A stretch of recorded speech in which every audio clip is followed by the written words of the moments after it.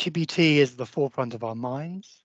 A source like that that's inaccurate, gives biased answers, can't be checked because it doesn't give its sources, and is uncitable because it gives a different answer every time. That's a big problem in terms of information literacy, but it's also a kind of opportunity. And that's why we call generative AI. And then there's what would have been, I suppose, a few years ago, is now the old new AI, is descriptive AI, which would be more like describing content at scale. So suppose you had 10,000 videos and you've just got the title and people are just searching on the title. They're not going to find what they want. AI is going to provide a searchable transcript of what people say on the videos, can identify things going on, content. So it's going to make searching better. So that's the big area of gain for libraries, I think. It could be that those searches could be systematically biased if it's trained on the wrong data, but I think that's under our control. The real issue in that area, I think, is the cost and the skills issues.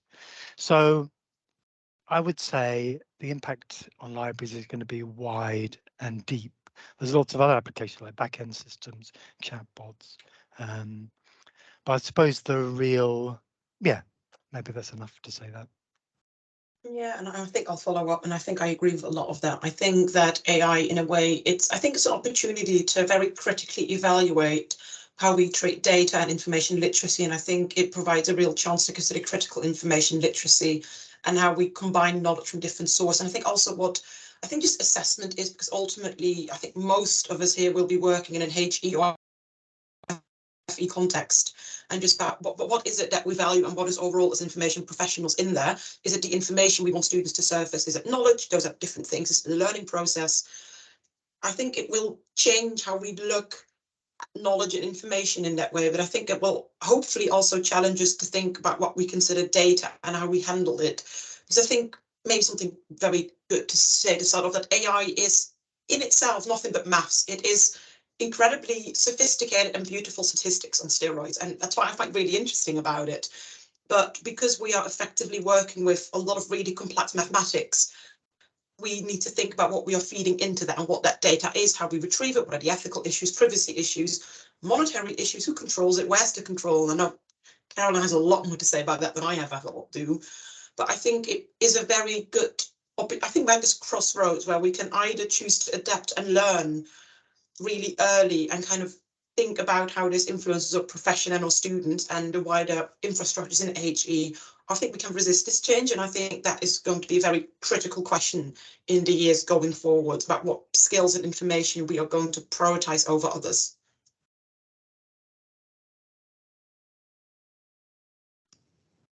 There's lots of nodding from Scott. You're going to come in. I was actually sort of fumbling for my mic button, which is pretty typical of me.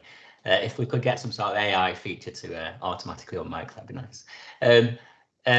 Yeah, I suppose just sort of building on previous comments there, we know as library sort of professionals that we're working within already sort of quite a complex environment where there's competing drivers and frictions, and I've been sort of pondering this question and thinking, well, I think, you know, immediately it seems to me that AI is going to exaggerate some of those existing competing drivers, those where we sit at the conflict point sometimes, you know. And I've mostly been thinking about you know, open source and commercial, and the possible paths ahead. And I think it's gonna, you know, in terms of that conflict that we're already wrestling with, AI is going to exaggerate it, because I can see how you could, you know, we've been exploring how we might bring aspects of our collection into a sort of computational environment like Google Colab Notebook, and ask ChatGPT to write us very, very clever code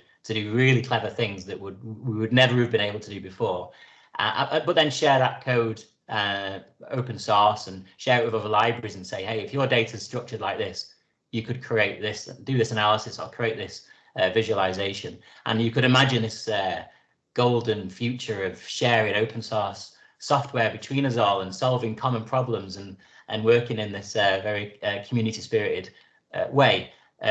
But I guarantee that, you know, our commercial vendors are busily rewriting their strategic roadmaps to hastily incorporate AI into their tools and into their roadmaps. And how long before we see, you know, SciVal Copilot or Dimensions AI Buddy, or, you know, which will be really, really compelling, extremely compelling. If you could say plain English question to these tools, say, in our university, who's working on this area, you know, in conversational language, that will be compelling. And so we'll be wrestling with these genuinely difficult questions about which path to take. And that's just open source and commercial. I think there'll be all sorts of similar conflicts that we'll have to wrestle with, but we're already wrestling with them, I suppose, is the point. Yeah, I think my feeling in terms of libraries is that in some ways it won't impact us too much, because the issues that I'm particularly concerned with, we're already wrestling with, and I would argue failing in tackling. And I think AI will kind of further entrench and further perpetuate some of those issues. And that is particularly, you know, the kind of issues of inequity, you know, the issues of sustainability, the issues of kind of racism and bias. And we're already dealing with a lot of those issues in libraries, and I think not dealing very well.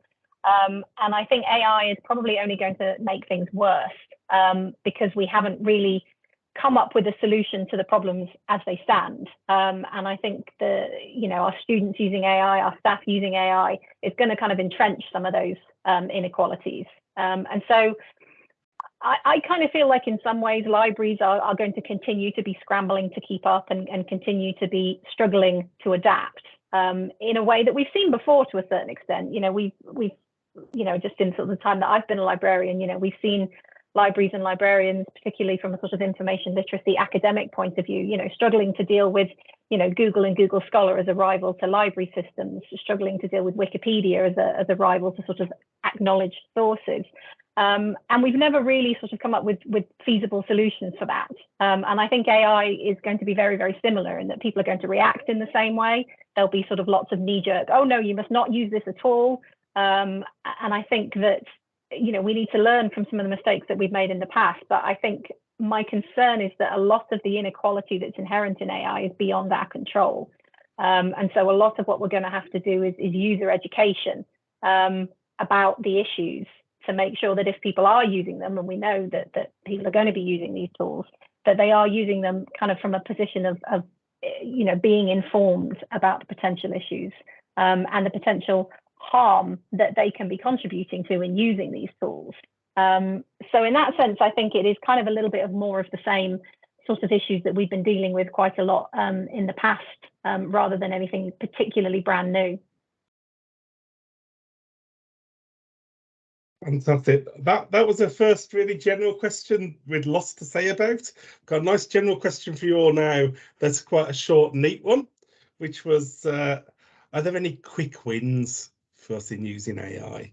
What can we see the quick wins being? I might go for that one first, in that I genuinely hope there are no quick wins, because I don't think we should be rushing into using any of these tools. And if it's a quick win, that means that we probably haven't spent a huge amount of time thinking through the issues, thinking through the implications, thinking through the sort of processes, thinking through the ethical and legal sort of standpoint. I think particularly given that there are so many questions, there are so many issues in terms of the data that's fed into these tools, the kind of, you know, existing biases that are reflected in the output of these tools, the way that we use them. So my kind of feeling is that I really, really hope there are no quick wins, and that we do actually take some time and really consider all the issues before we start bringing things in to our kind of library systems and our pedagogy. My concern is that there'll be so much pressure from institutions to kind of get on board with these tools that we won't necessarily have the time to put that kind of due diligence in before we start incorporating this material into our workflows. Yeah, I think as it comes to like the generative AI, which is the ChatGPT type, I think as from a professional point of view, I'd agree. I think we need to think a lot more. I think when we speak about more the narrow AI, which is the very specific task-based one, I think there's a lot of improvement that can be had on things like OCR or speech to text, which is actually also AI of a different kind. It's just one we don't think of as AI. I think there's a lot of improvements that can be done there. I think we can really look at those in more detail. I think invest in those services to really help our users. And it might not be quite a quick win, but I think if I have to point at one thing and say I'd like that to be automated or just be available, I think the summarization for resources, because I speak with students about disability and usability quite a bit, and something I hear a lot about digital discovery is I don't know what this is about until I'm like 20 minutes in. So if I could say if there's one like blue sky thing that I would like the computers to be able to do now, it is the summarization, so users can see what is the text about in like a few paragraphs before they start reading or need to make accessibility changes to their materials.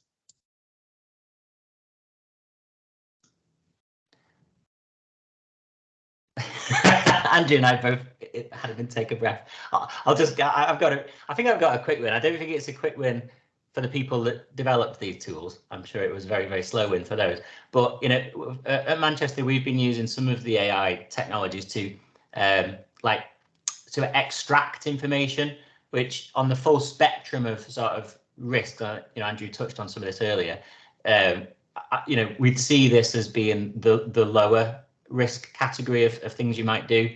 As soon as you start to move into abstraction, I think, where you're actually generating connections or summarizing or in some way creating some new text around, when I'm talking about the work we've been doing around research articles. But if you're using the tools to extract structured information from a paper that is then you know, checked by a human for accuracy, that is for us a reasonably quick win. So I think I'm not quite where Caroline is on the spectrum of you know wins there, but I think we're quite comfortable with that. Anything else, I think we would definitely want to see as a slow win, where we are very carefully proceeding. We've talked about the possible use of synthetic data that we could use to, in a sort of sandpit way, test, you know, what sorts of things will we need to be considering around IT security and information governance and all those other biases that may be in the tool that we're using. So anything else I'd say should be a medium to slow win, but I think we are realizing some quick wins in some of our services area around extracting structured data. I would tend to agree with the other speakers. I mean, there is a quick win, well, a win with descriptive AI in describing content or summarizing content. But I actually think there's a kind of quick win with generative AI, and that is everybody in academia is in turmoil. Academic departments are very unclear about really understanding the issues that Caroline's kind of outlined. But maybe we've got a deeper insight into some of those issues than others, and we should be going out and talking to all the different departments in our university and having that conversation where our information values and ethics make sense. And you know, this is a quick win, but it's making ourselves more visible in this debate.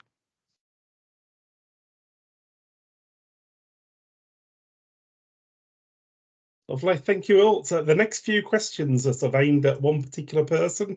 So I'll ask you all, well, not 4 different people, but one at a time. So I'll ask you the specific person they're aimed at first, and then I'll invite the rest of the panel to answer it. So this first one's aimed at Caroline. And it's, do you think that there is a risk that publishers may use data collected through libraries for AI training? So should we be concerned about this? Is there a way we can prevent it? Sort of, what are your thoughts on that? Using our data for it. I mean, I think in general, we should be concerned about publishers using our data, full stop. That's something that I am particularly interested in because, you know, having done some recent work in this area, it's quite notable that the vast majority of our user licenses don't actually really make any provision for sort of protection of what we call kind of aggregated data, which is that sort of non-personal non-GDPR regulated data. So obviously GDPR covers anything that's sort of personally identifiable, but that large mass of kind of, you know, what people are searching for, what they're using, how often, when, how many pages of this book do they read, you know, what times of the day are people accessing things, you know, all that kind of massive data that is generated around our online resources is not governed by any of our user agreements. And so publishers can do what they want with it. And that data is hugely valuable. And we already see that it is used to make sort of commercial decisions that can come back to harm us in terms of price hikes and you know, resources, high use resources being removed from collections and then sold back to us. So there are already issues around kind of publisher use of that kind of data. And my response to that is that our user agreements need to start addressing this. And I know that this is an area, for example, where JISC are starting to look at sort of drawing up clauses for some of the model licenses that do kind of insert these issues into them. And that is kind of my concern, because at the moment, if there's nothing in any of these user agreements about the use of our data, we don't know what publishers are doing with it. We don't know what third parties are being supplied with this data. And particularly some of the big publishers, you know, you like the sort of Elsevier, where, you know, in reality, the publishing side of things is only part of these massive, great corporations that have fingers in all kinds of pies. You know, it wouldn't surprise me if Elsevier or RELX, the parent company, is absolutely involved in AI. So it is entirely possible that a lot of our library usage data is already sort of, you know, being used to feed into these AI tools.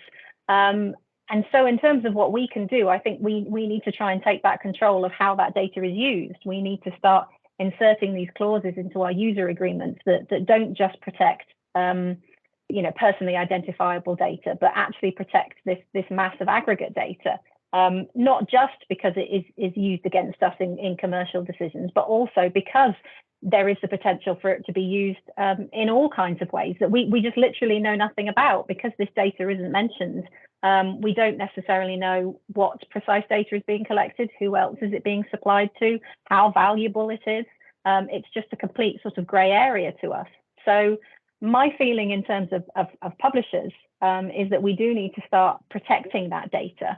I think in terms of it potentially being used for AI, that's probably only a concern with the really big publishers, because the cost implications and the logistical implications of actually generating AI tools is massive. So it's only really feasible for these larger organizations. And I think, you know, that is something that we're probably going to be seeing in the future. They probably might start to come up with their own, you know, kind of tools. And so I think we really do need to be paying more attention to this issue. I was quite startled to find, when I started investigating licenses and user agreements, that really none of them addressed this aggregated data. And you know, when we think of these massive publishers these days, they really are data brokers. Data is what has the most value these days, and AI is only highlighting that more than anything else. You know, big data, massive chunks of data are one of the most sort of marketable products out there, and we are effectively handing over enormous chunks of this data for free.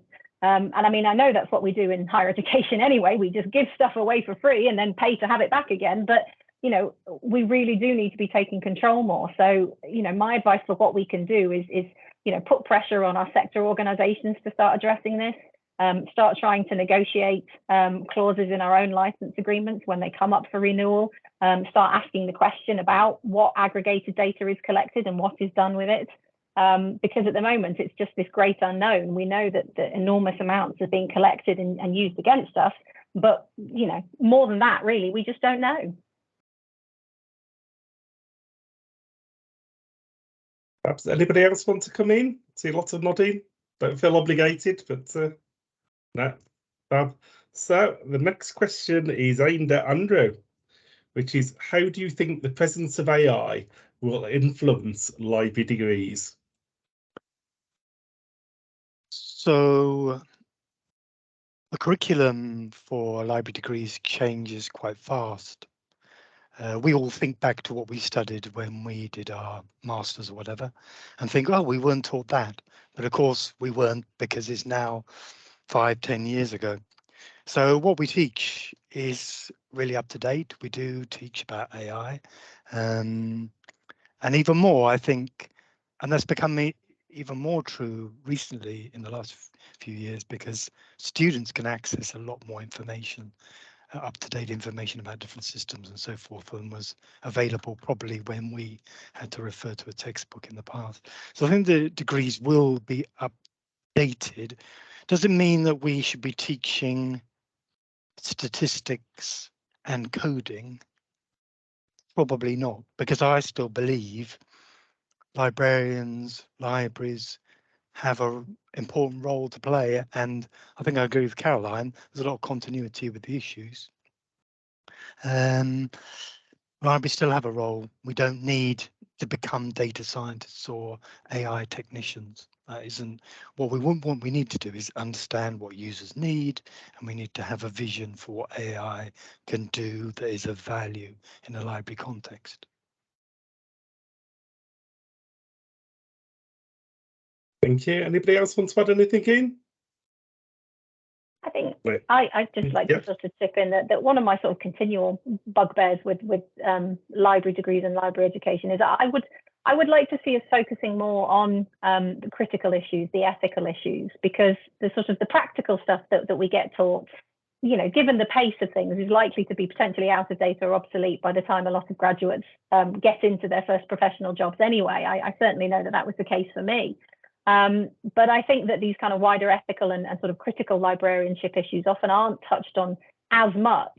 You know, they certainly are touched on. I'm not denying that at all. But I think I would like to see more kind of focus on our role as kind of managers of information, as facilitators of information, not from a practical point of view, but from a point of view of the benefit and the harm that we can do in managing that. Because, you know, knowledge equity is something that really feeds into pretty much everything in life. You know, what information people have access to, you know, who's harmed along the way in the process of collecting that information. I think these kind of issues aren't touched on enough. And if librarians don't really understand these issues, you know, the people whose job it is to manage information, you know, we can't really expect to be in a position to pass that on to our students and our users. So I would like to see us focusing much more on kind of ethics than we currently do. Can I just reply to that? I totally agree that should be a focus, and it is. Don't assume that we don't teach that, because we do. But, you know.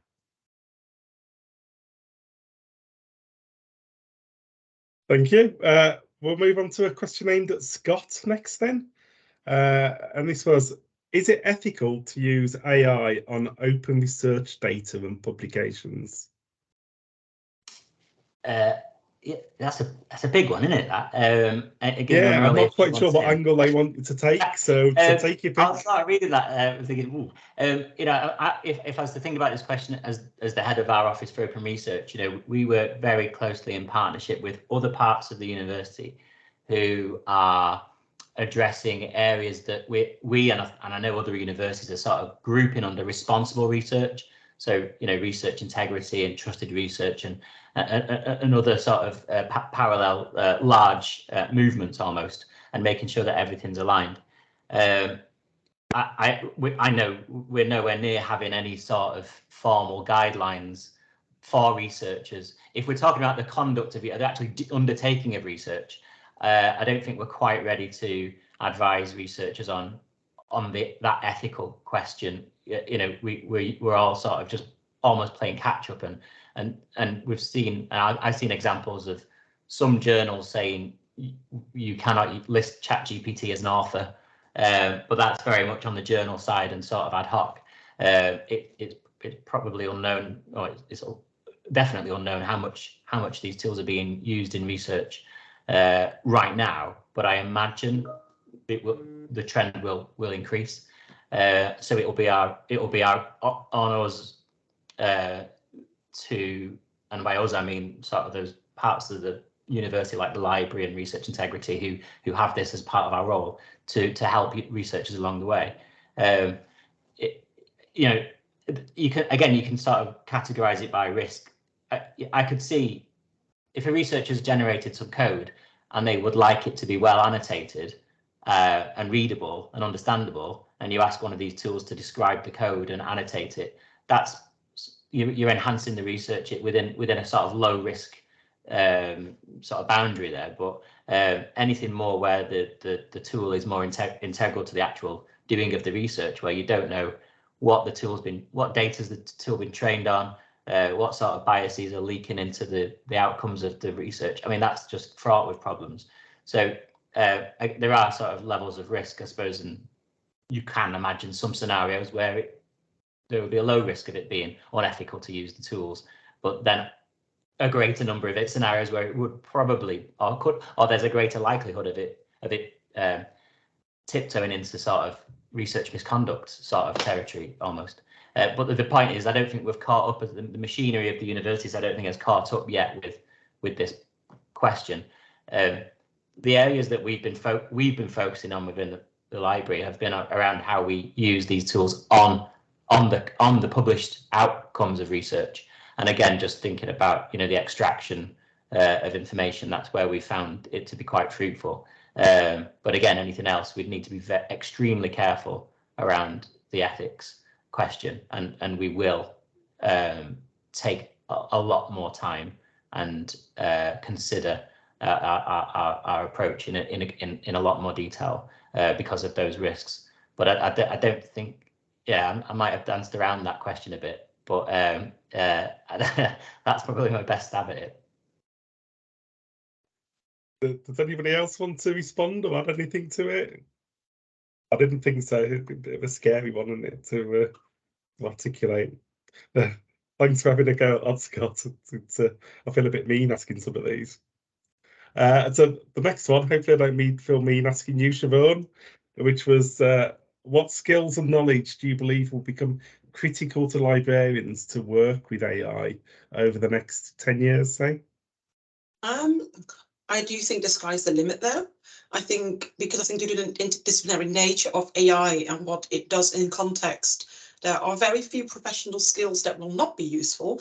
I think if I had to say something, I do think that whilst I absolutely agree with Andrew that we don't need to become computer scientists or data scientists, I think a certain level of technological literacy will become key in addressing concerns, especially in certain student-facing roles. I think that information and data literacy, which Caroline referred to, will also become much more critical. I think thinking about training sets and bias, as Scott has mentioned, will also again be, I think the themes are coming out here. And I think it also actually matches something in the Q&A is that we need to challenge our perceptions of what AI is. We need to move away from that media bias that we have and think about what is this piece of technology doing?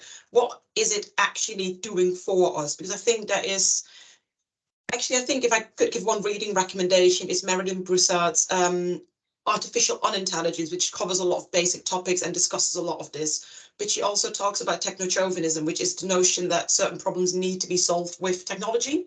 Because if all we have is a hammer, technology, everything will become a nail, we just don't do computer at it. Is that always wise? I think that is something we need to think about, is what is going to be an appropriate solution. And I think that interdisciplinary thinking and having different approaches to knowledge and information will become really important. And I think just to comment on the current state of UKHE, I think that the move to the deprioritisation of humanities will be really dangerous to this actually, because humanities will give us a lot of the critical frameworks to engage with information in different ways. And I think that will actually become a lot more important than we might currently be predicting at certain managerial levels. I have to say I'm also a humanities scientist myself, so I'm very biased, but bias will be something to address, and it will be key to think about that.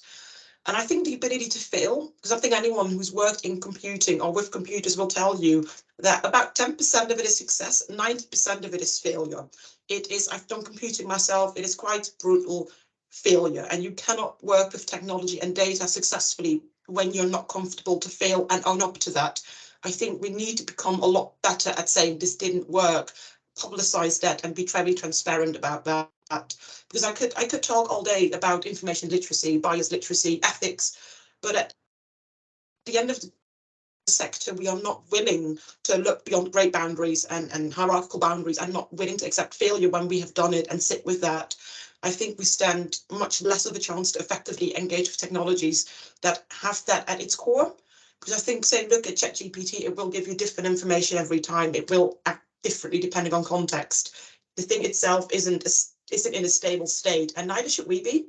I think it might be a very philosophical answer, but I think in a very brief summary, I think that there's the skills and knowledge which you can look up, but I think that the way of thinking around technology, I think needs to change first before we start thinking about skills, because if you apply the skill in the wrong way, are we going to gain as much or as efficiently as we could? And people might disagree with that, but I think as someone quite young coming into this, that is what I sometimes feel about it.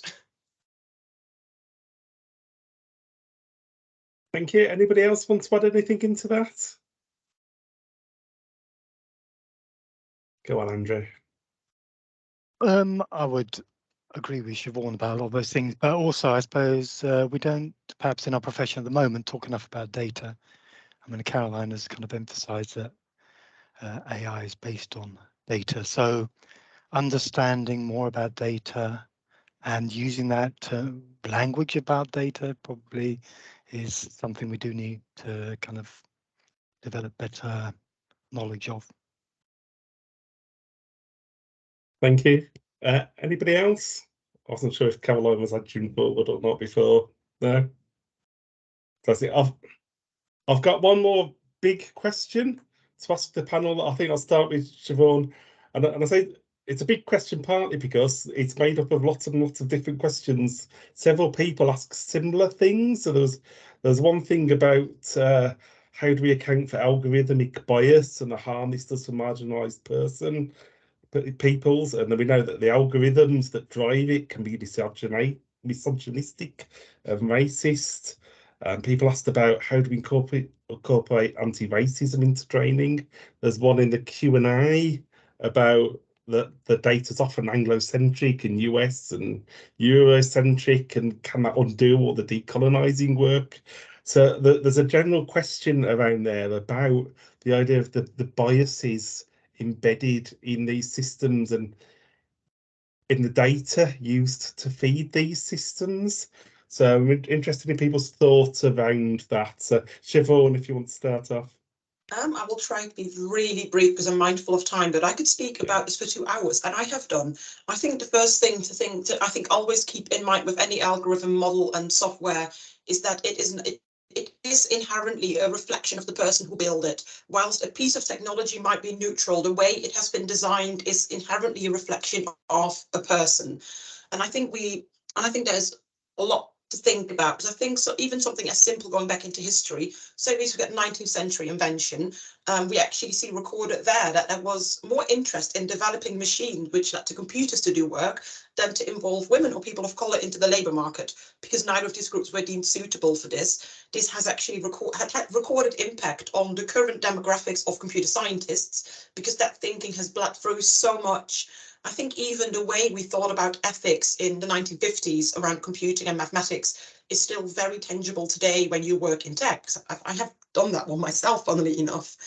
I think that also thinking about what is an algorithm is something that I think might need more attention. Also, what data can we collect? What is ethical to collect?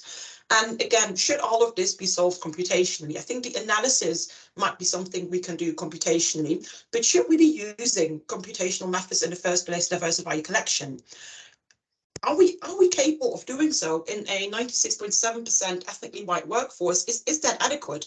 Personally, as someone who is mixed race, I would say absolutely not, because I think many people don't have a base awareness of racial issues in the first place. And I frankly don't want them near a multi-million piece of software making decisions that is going to affect me and mine at scale for absolute years. As a marginalized person, I'd really rather not. I really wish that instead we could forefront people where they need to be. Can we instead listen to the people whose issues these are, and can we listen to their concerns? I think similar to the UX point raised is, are we going to make assumptions about need, or are we willing to sit down with that need and listen to the people it is about and be comfortable with our own failure?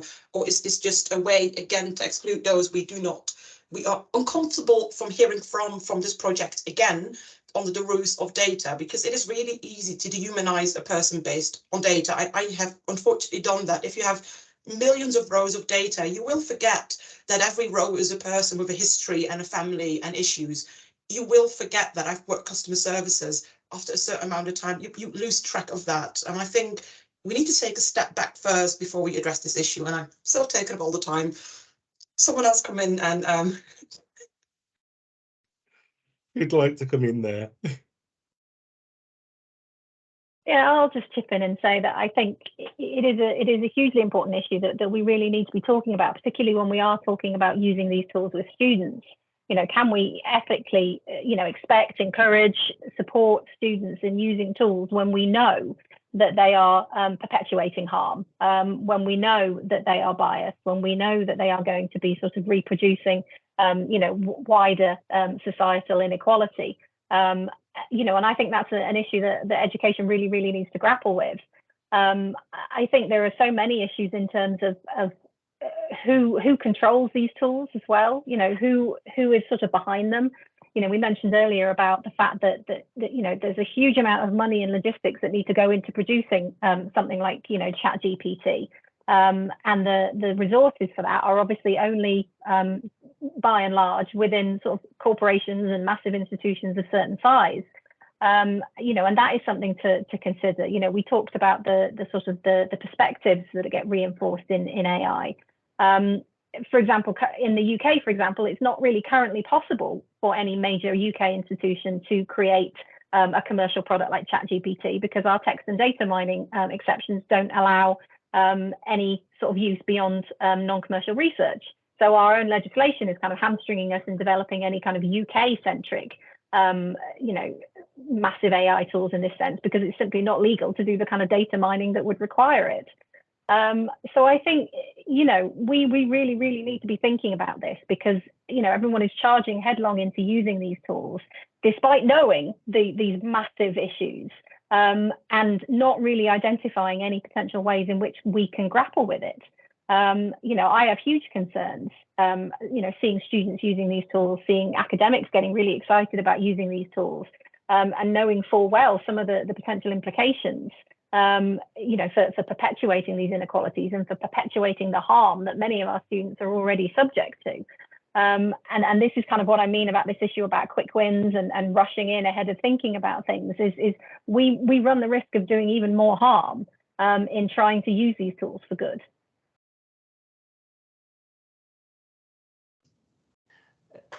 If I may, I suppose I just sort of repeat one of my earlier comments, which was to be extremely cautious as we proceed until we cannot account for the biases in these systems, and we don't understand all the issues sufficiently, and until we're comfortable that we understand enough about them, we shouldn't really be advocating for their use in any serious way. But also, balancing out the fact that there are potential applications where we might be comfortable with a degree of risk once we've considered the issues. So I think I think we've probably got. I hope we would have the right sort of guiding principles in place as libraries to help us walk that path. But it will be difficult, because we all know we work within most of us work within libraries that sit within broader organisations that will have different perspectives and different and be addressing this issue differently. So it won't be straightforward. Want to say anything for the last few seconds, Andrew? Just because you haven't had a chance for that one. Are you okay? I think Siobhan did touch on a really important aspect of this, and that is the underrepresentation of minoritized groups in the profession. And that goes back to Caroline's point about these are problems that have existed before, and there's nothing, many of the aspects of the problems with AI are not new things. Lovely, thank you, and thank you all. I'm going to have to round it off there, because otherwise the conference committee will all tell me off, because the conference ends in 1 minute time. So thank you all to the panel. You've done a fab job of presenting these ideas to us, and hopefully it's made everybody think, with it the 100-odd people I think ended up in that room to think about these issues that they might not have thought through perhaps before. So I'll just round off the conference day now really briefly. which is thanking everyone for coming along, as well as all the presenters as well, because it's a twofold thing. The presenters make the conference, but so do the people that turn up and listen to these ideas and digest them and reflect upon them. I'll remind everybody to take part in a haiku competition, because the conference committee have all been eyeing up the Lego Star Wars stuff. So if you don't enter, we'll all be fighting over it. So please get those haiku competitions in. And hopefully we'll see lots of you in the online, in the face-to-face day in Leeds tomorrow. So I look forward to seeing you, lots of you there. That's my quick 30-second summary, so we finish on time. Goodbye all, and thank you for participating in the conference today.